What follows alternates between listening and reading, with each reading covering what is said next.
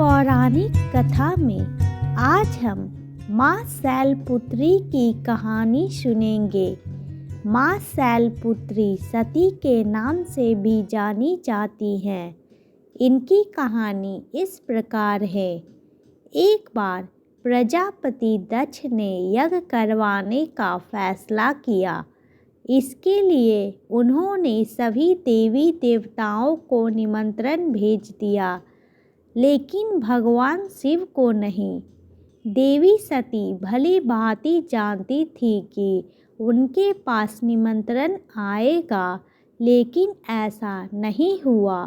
वो उस यज्ञ में जाने के लिए बेचैन थी, लेकिन भगवान शिव ने मना कर दिया। उन्होंने कहा कि यज्ञ में जाने के लिए उनके पास कोई भी निमंत्रण नहीं आया है और इसलिए वहां जाना उचित नहीं है। सती नहीं मानी और बार बार यज्ञ में जाने का आग्रह करती रही। सती के ना मानने की वजह से शिव को उनकी बात माननी पड़ी और अनुमति दे दी।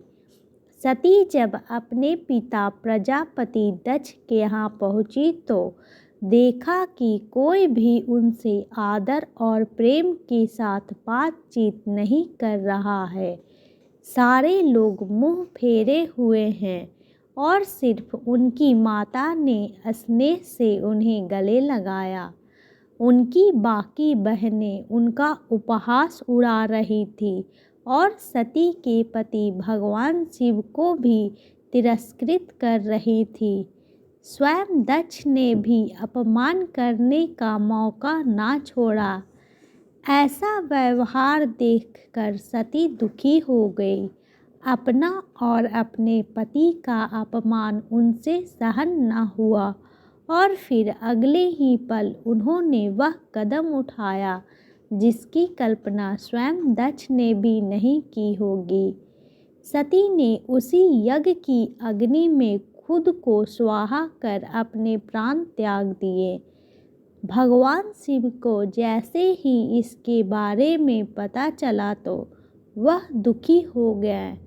दुख और गुस्से की ज्वाला में जलते हुए शिव ने उस यज्ञ को ध्वस्त कर दिया। इसी सती ने फिर हिमालय के यहाँ जन्म लिया और वहाँ जन्म लेने की वजह से इनका नाम शैलपुत्री पड़ा। शैलपुत्री का नाम पार्वती भी है। इनका विवाह भी भगवान शिव से हुआ। माँ शैलपुत्री का वास काशी नगरी वाराणसी में माना जाता है।